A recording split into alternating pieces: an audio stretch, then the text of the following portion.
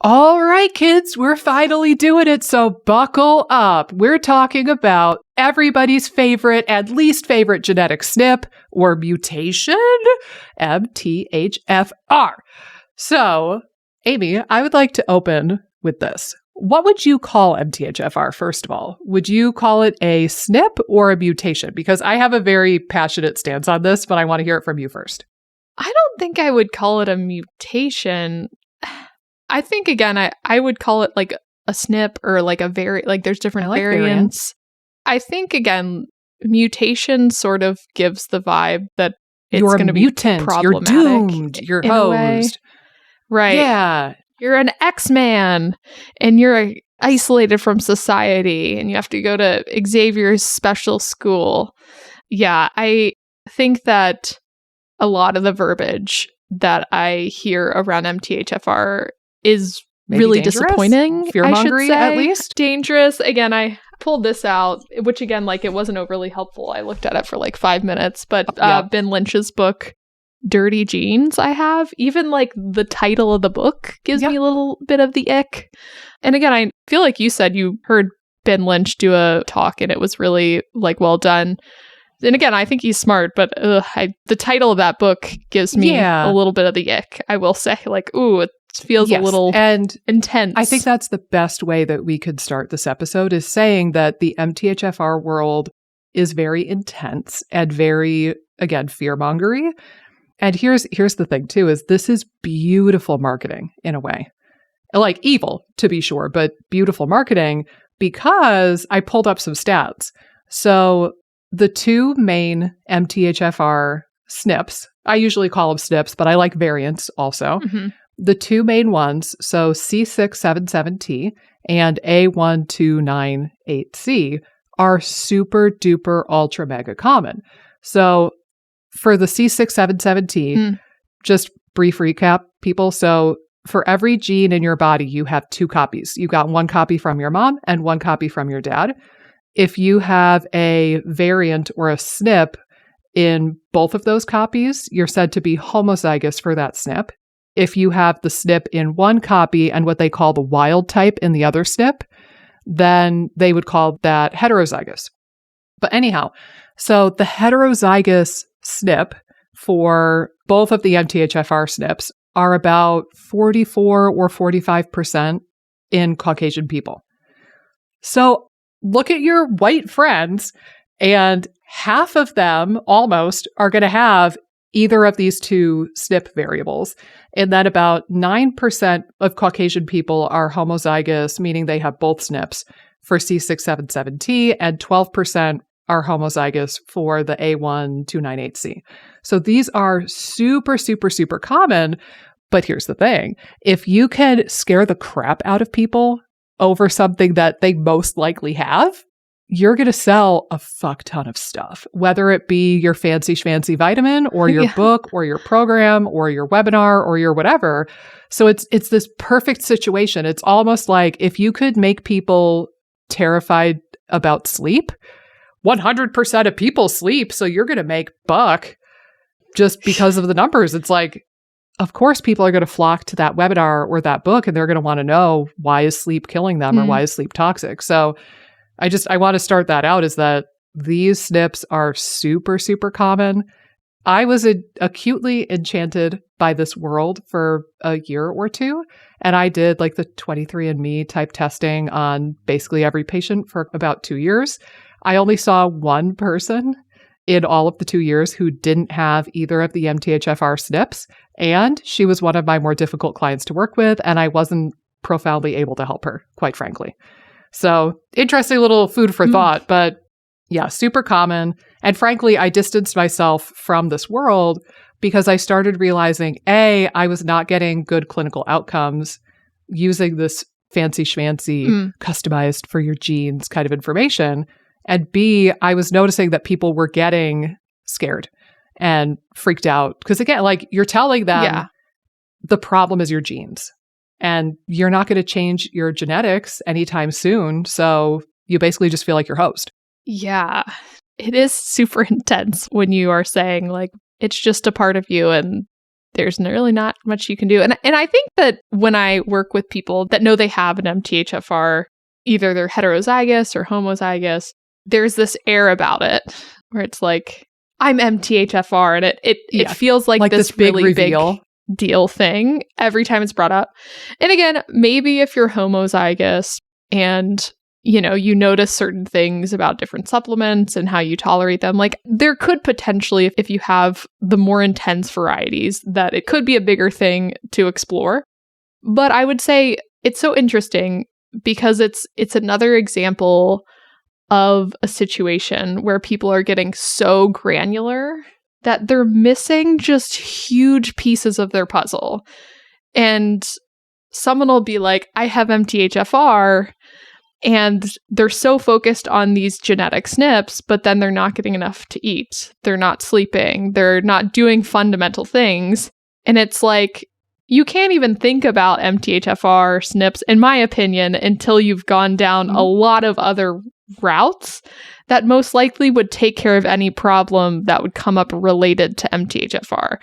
Just working on the fundamentals, I think, are going to be vastly helpful for most people that have MTHFR anyway. So why do we need to necessarily get so granular and so freaked out that we have this genetic SNP that's actually really common, like you were saying? Also, this idea used to come up when the paleo diet was gaining popularity, but this idea that our genetics have not really evolved all that much since like the time of the cavemen. At least in the last like 10,000 years, our genetics have not changed tremendously. Like that's a very short amount of time in the span of evolution. And frankly, I mean, when do you think methylfolate supplements were first invented, Amy? And like, when did they become popular? Maybe, I don't know, 20, 30 years ago, they became more popular? I don't even know. That might even be giving it more credit than I know. Yeah, I feel like I'm trying to think when folic acid was put into food, which again, like that was probably a much longer time ago, but I don't know about like methylfolate type supplements when they really started to hone in on those. I would say 20 or 30 years might be maybe 15 to 20 even generous. Like, but my point is, right, humans have lived for a very long time, and most likely your ancestors also had the dreaded MTHFR SNP, and they probably did pretty okay despite not having access to a fancy schmancy methylfolate supplement. So, and frankly too, this is a world where it's really easy to get swept up in all of the supplements at the cost of completely ignoring food. I rarely hear people in this world talk about actual food-based nutrition, but they'll tell you the exact dose and the exact brand and the exact form of all the different B vitamins that you have to take separately, by the way, because no single product has all of the magical forms for you. You want your methyl B12 and your methylfolate, but then a such and such version of riboflavin, and it's exhausting. But if we could get people back to eating freaking food and doing the basics, I'm pretty dead set at this point that MTHFR really doesn't matter. Yeah. Yeah, I agree. For the vast majority of people, and again, if you're nourished and you're taking care of these other fundamental issues, MTHFR just fades into the background. I think issues with methylation are going to come up as a symptom of poor nutrition and things like that. And they might need more support from certain nutrients compared to maybe other people, but I don't think it's as big of a deal as it's stated out in the MTHFR world. And one other thing that kind of made me laugh that you said, it is interesting with all like the supplemental approaches and the protocols for MTHFR. It reminds me, I don't know why this picture came into my head, but just of like someone scary approaching you and being like, oh my gosh, like you have MTHFR, and then just opening their trench coat and being like, but I have all these supplements that like, I don't know why that triggered a weird image. Perfect imagery. Yeah, it's a weird, and I feel like that image could be used for a lot of things in the health and wellness space, but it's kind of like, you have MTHFR, you're going to die unless you take these supplements. And then it's like, look, I have everything you need in my trench coat. Can we petition for Amy to go to the Goodwill, buy a trench coat, and then load it up with a million supplements and then take a picture and post it on social media for us to laugh at? That would be the most perfect thing. That would be pretty special. That would be epic. Let's just say that. I have your answer. Right. Gosh, there are so many tangents we could go on here, but I want to point out too, you brought up the idea maybe some people could use additional support. Maybe. And I'm picturing like if there's some poor sap out there who's homozygous for both of the SNPs, for example. Right. I don't know if that exists. I'm sure that somebody out there is like that, but I'm talking real bad off. Maybe they need extra support. But what that extra support looks like is debatable, and we're going to get into that in a few minutes. Right. But I want to make the case first. It's just another problem that could be resolved with healthy eating. Because here's, dietitian of mine, riddle me this, Batman. I'm going to take you way back to school. Probably the first day of dietetic school. You ready? You ready? Your quiz? What makes something a vitamin? Like, why is choline not considered a vitamin? Because we cannot make it ourselves. And it's necessary. Yeah, necessary for function. Yeah. So I was just looking at this recently, so I cheated, admittedly, but it's an organic compound, so not like a mineral, right? An organic compound that we cannot synthesize generally, and it's necessary for growth, metabolism, or health of the human body. Mm-hmm. So thinking about this definition, do we want any single human being on planet Earth to be deficient in folate or B12 or riboflavin or any of the vitamins? No, we don't. They are necessary and essential for growth and metabolism and health of the human body. So, of course, 0% of people ideally would be deficient in a vitamin. That being said, if you have an MTHFR SNP, maybe it's like 0.1% more critical that you need to not be deficient in these vitamins. But that's kind of like saying, oh, if you have MTHFR SNPs, you really need to drink water. Well, yeah, no, duh. Everybody should drink water. Right. Like, you're not telling me anything new, but the answer could come from food versus a fancy schmancy supplement that conveniently you're going to have to buy for the rest of your life because remember, you're not going to change your genetics anytime soon.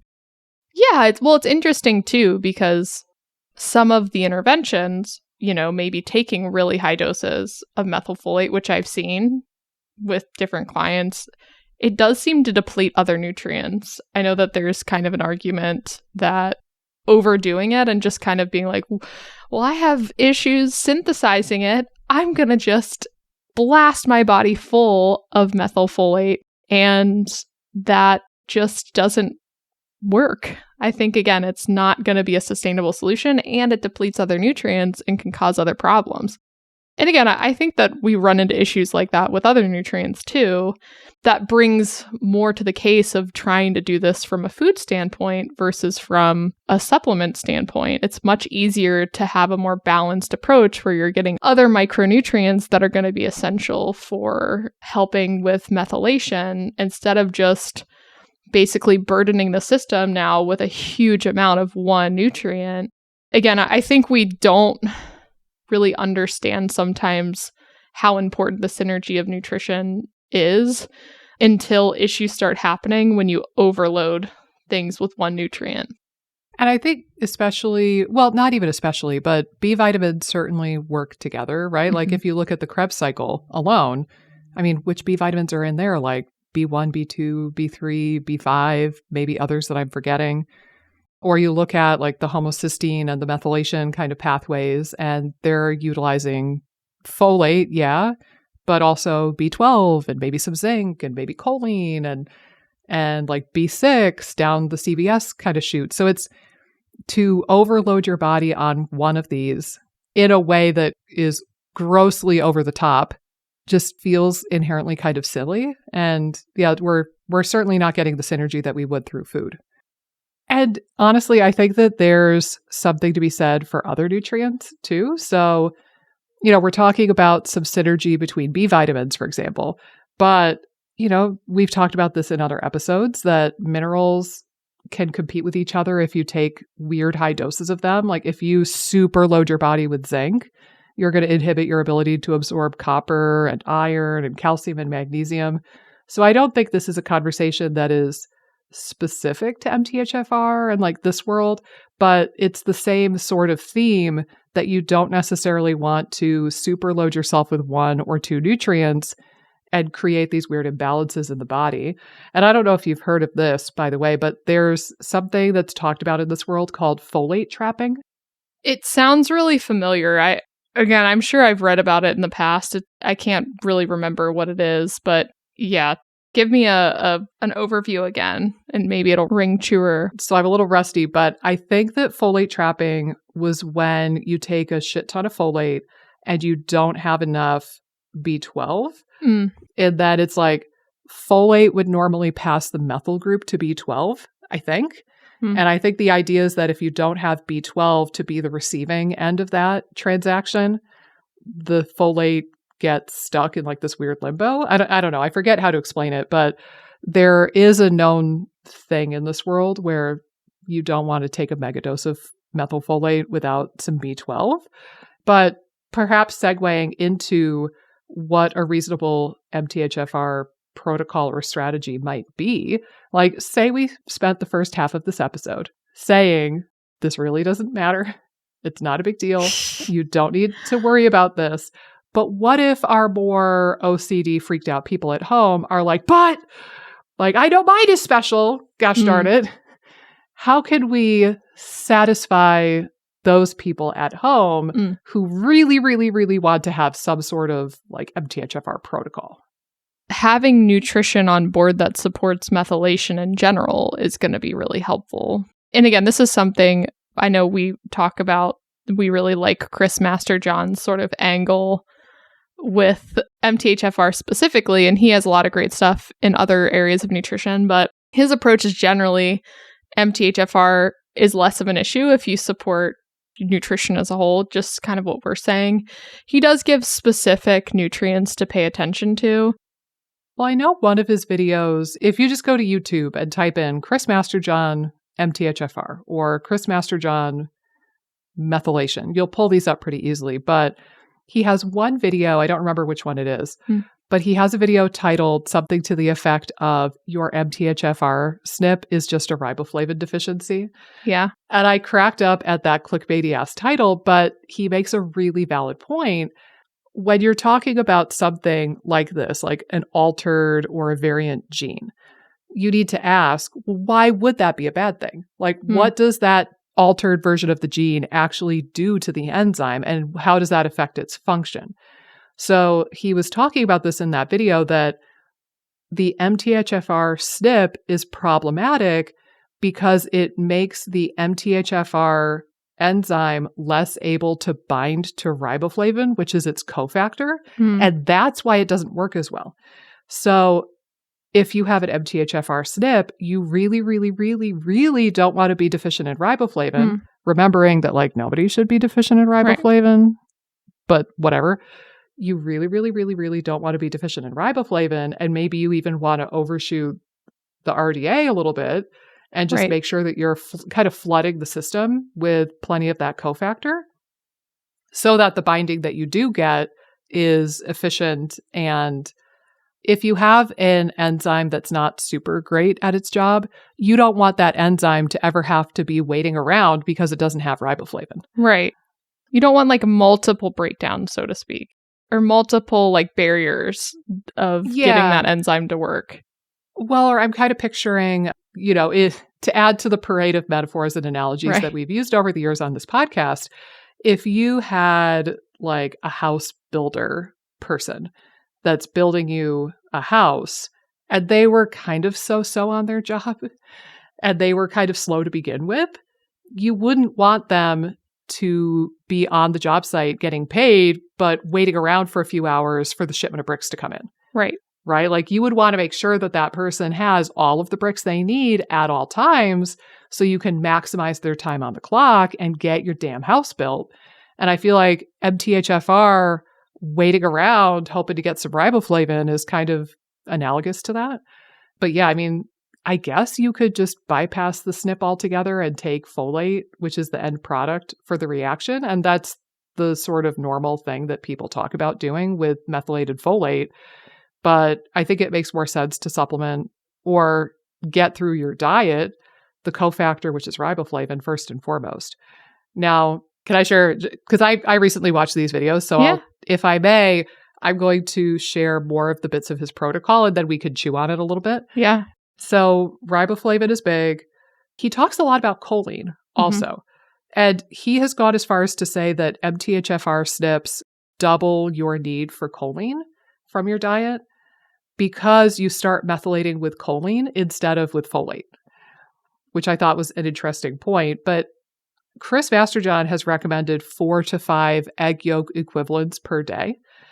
And he does have some recommendations in one of the videos where he talks about, if you don't want to eat 5 eggs a day, you could swap some out for beef liver or sunflower lecithin or whatever. So he actually gives very specific amounts in a video. Yeah, I think choline, in all of the webinars and seminars and functional medicine classes that I've ever taken on MTHFR, I've never heard anybody talk about choline specifically because of an MTHFR SNP. And similarly, I don't even know if riboflavin was really talked about all that much. And then I forget the exact science, but he also makes a pretty solid case for glycine, which you could find in like collagen and bone broth. And he even makes a point of saying that something like half of the point of our methylation is to make creatinine. So theoretically, you could take some stress or take some need away from your methylation systems if you just supplement with some extra creatine. Yeah. So it's a very interesting protocol. It was very well thought out and well researched, and he has the citations of the videos. But again, I don't think I've heard anybody talk about using creatine or glycine for the purposes of methylation. It's literally, usually it's just methylfolate and methyl B12, end of list. Congrats, you're doomed. This is your forever protocol now.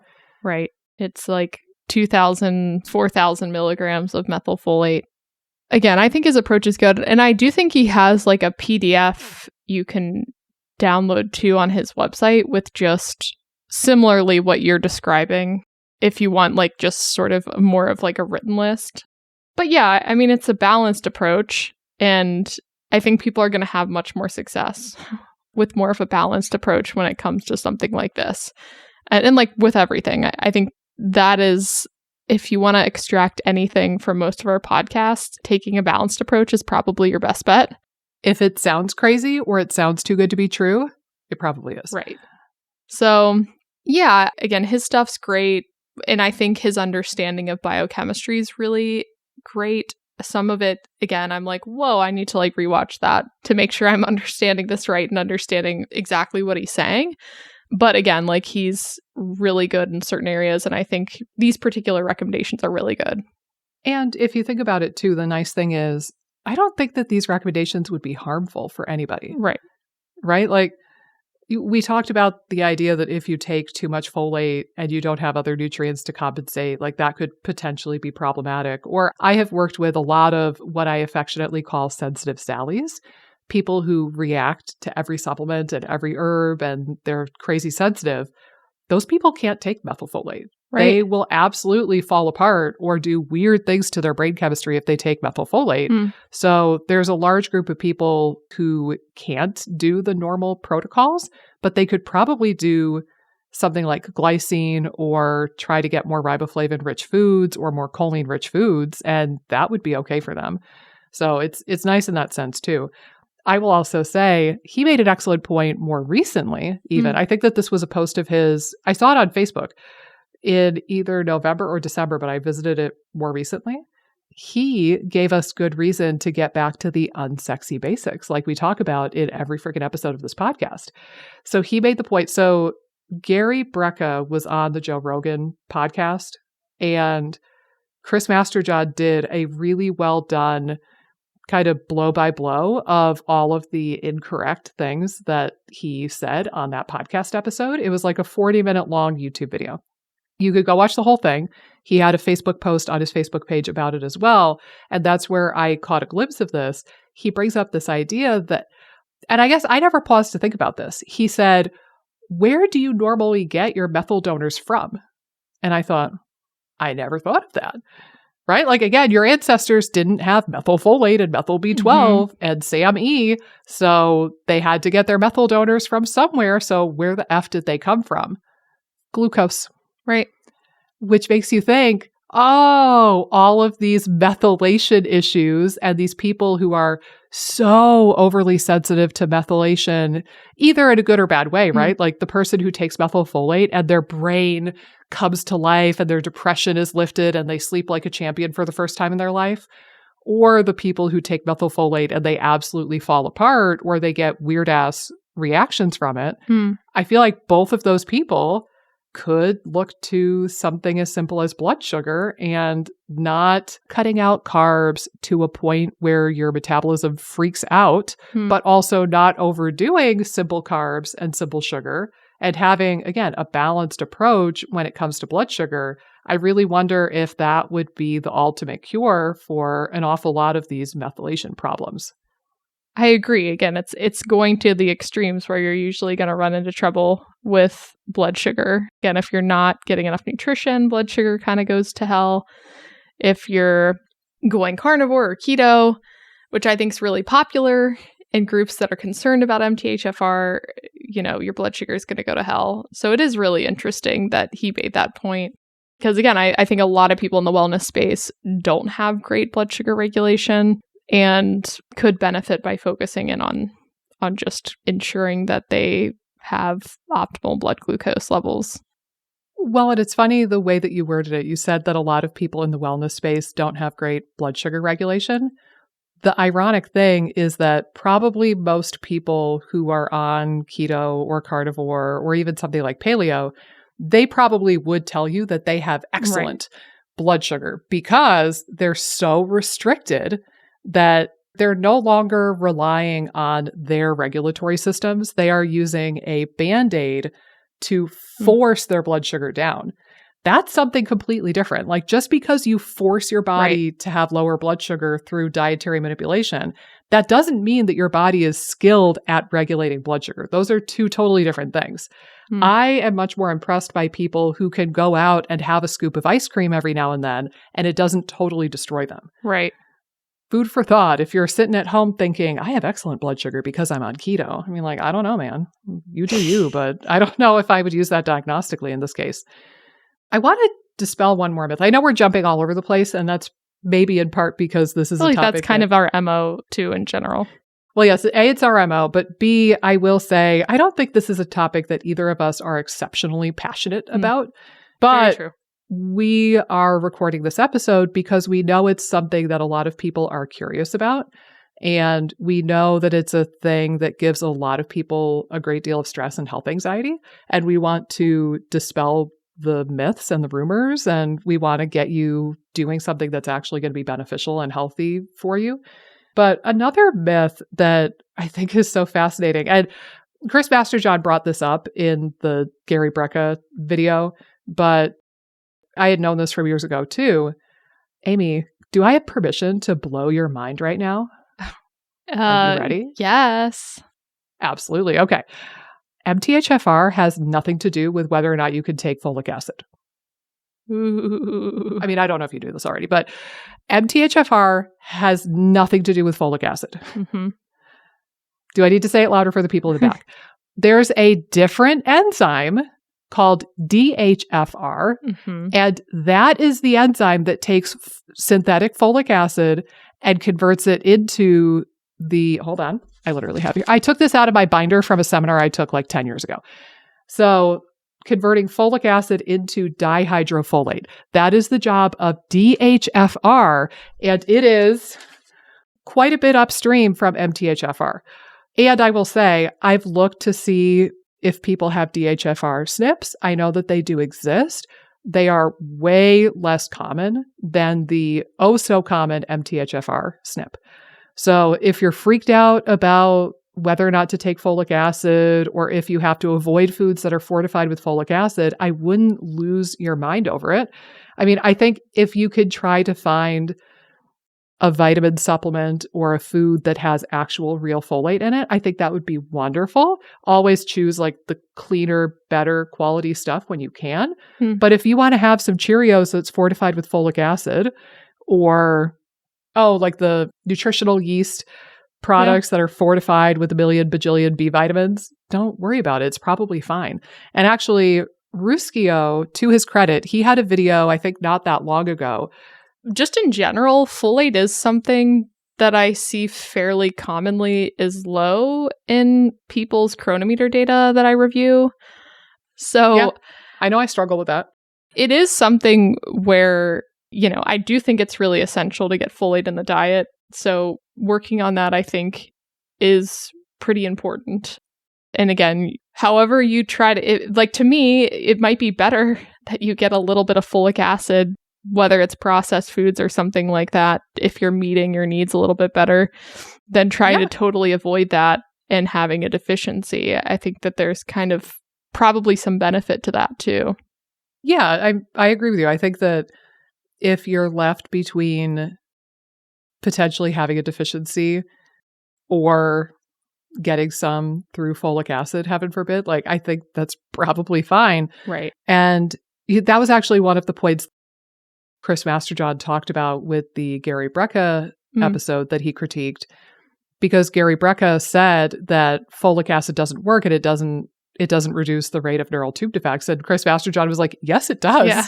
Here's a study right here, a pretty big study that shows very clearly, yes, it does. He's making shit up. But similarly, Dr. Ruschio had a video not that long ago. It'll be longer ago now because we're ahead on our recording schedule, but maybe early this year. Think January, February 2024, if you're looking back at his videos.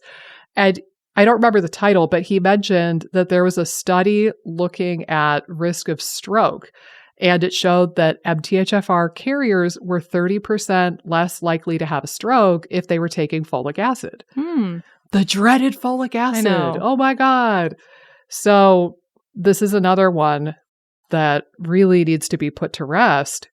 And you know what's beautiful about the folic acid thing, by the way? What? Tell me. So at the beginning of this episode, I said this is all brilliant marketing because we're scaring the willikers out of people about their genes, something they can never, ever fix fully. They can't ever buy new jeans at the New Jeans store. Side note, New Jeans, pretty solid K-pop group. I like their first song the best, and then the subsequent songs I haven't been as into. Anyway. Look up New Jeans, attention. It's an excellent song. But shy of watching that K-pop group, you can't go to the New Jeans store and buy new jeans. So you're making people freaked out and paranoid over something that they can never, ever change and is literally a part of them. But also the whole folic acid thing starts to spin a little bit of that conspiracy theory flavor into it. The government is fortifying your food with a toxin. And that's a really brilliant move too, because when you start painting the picture of not only is this thing scary and dangerous and bad, but also you've been lied to and I'm going to tell you the truth. Whoa, join my side. It's a slippery slope. It reminds me of, there's this, she's on Instagram, and some of the videos I don't fully agree with, but some of them are really well done. She's a food scientist. So she finds videos of people being look at the toxins in this food, and kind of breaks it down. But someone had shared, the comparison of an oatmeal in the UK versus an oatmeal in America, and be look at the shit that's in our oatmeal compared to what's in the UK one. And what was hilarious is she said they're not the same derivative or product from the oatmeal line. She's if you take the American version, they actually do match up. And then she was also saying if you look at other labels between the UK and the US, there's stuff that we don't use that the UK use that we think is not great, and there's stuff that they take out that we use that they think's not great. Basically, kind of making this argument that, there's give and take. It's not just the UK is amazing. Differing opinions. Right. Yeah. So it was kind of a funny thing because it really shows how, and I saw someone sharing this thing too before she did a review on it. So I was it was hilarious to see the takedown. To see her do it. And again, it does remind me, it's how often are we presented something that maybe at first looks like, oh yeah, that isn't a good thing. And in reality, when you actually look a little deeper, it's not nearly as big of a deal as we think it is. And that, unfortunately, is a byproduct of the internet and social media, right? Like the things that get people to click and the things that get likes and comments and shares are not the things that are truthful. They're not the things that are helpful. It's typically the most controversial, jaw-dropping, sensationalized, clickbaity stuff. The person sharing the video about you've been lied to, and look, the UK cares about their citizens much more than stinky old America, and look at the shit they're putting in our food, and rah, rah. That's going to get so many more clicks, likes, and comments versus if another creator made a beautifully edited video about all of the health benefits of oatmeal. Right. You know, like 2 people would click on that one versus the inflammatory one probably went viral. Right. And unfortunately, that means that you are constantly being shown absolute, utter tosh. It is not true. It is sensationalized clickbait garbage. They're straight up lying to you for the clicks, and they're not even being bashful about it. And that's why you should listen to more of the IBS Freedom podcast, because we don't do that to the best of our ability. I don't think we ever have. Have we? We're 175 episodes deep, Amy. Have we ever? I think that there might be things we say that people don't want to hear. Sure. There's probably things like that, but I think for the most part, we keep it real. We keep it real here. We certainly try. We don't try to do anything that's going to freak anyone out, which is always a good thing. That is the goal. Can I ask, by the way? So, not ask, I suppose I'm going to wrap us up with this little tidbit. I posted a survey on the YouTube channel for this podcast recently. And, oh shoot, what was it? I just did this the other day. So, for the IBS Freedom YouTube? So I did channel? One for each, actually. So I did one on my main channel as well. But, hold on, let me pull up the screenshot here. Okay, no joke. So I did a survey on our YouTube channel, and I asked, hey, do you watch Nikki's YouTube channel, The Gut Microbiome Queen? And the options I gave were, yes, I love your channel, subscribe but only watch the juicy ones. Nope, parentheses, you're missing out. And wait, you have a YouTube channel? No joke. 18% of our listeners said, wait, you have a YouTube channel? What? So I just want to tell you guys now, I'm flabbergasted. FYI, I have a YouTube channel. It's pretty rad. It's similar content, but I do explainer videos and I use my whiteboard to draw stuff out for you so that it really kind of sinks in. 18% of you need to know about the Gut Microbiome Queen YouTube channel. And similarly, something like 50% of my viewers needed to find out about the IBS Freedom podcast. I know. That was nuts too. I know. That's wild. I have failed you all by not mentioning my other stuff. I feel like it's 2 sides of the same coin, and I need to remind people that there is another side. I think it's the same way on my Instagram. I should do a survey on my Instagram too, because I think it'd be the same way. And again, I share our podcast stuff. I'm trying to share more of it here in the future, but yeah, I don't think we're like the most ad savvy. We're not. People. Which is ironic because you have a degree in marketing. I know. We've talked about this too. Like, I do like marketing, but I feel like I just don't have the time or like the energy or will to devote to it. It's not, if it was like my full job, I think I could get into it. But just with kind of working a part-time schedule. Taming the Seasonator. Right. Yeah. Well, now you know, people. I have a YouTube channel and we are both on Instagram. I'm also the Gut Microbiome Queen. So it's gut.microbiome.queen on Instagram. And Amy is? Amy_Hollenkamp_RD on Insta. There we go. So come holler at us and find us. And we will see you back here for another rip-roaring episode, not about MTHFR, on the IBS Freedom podcast. Until then, take care of yourself.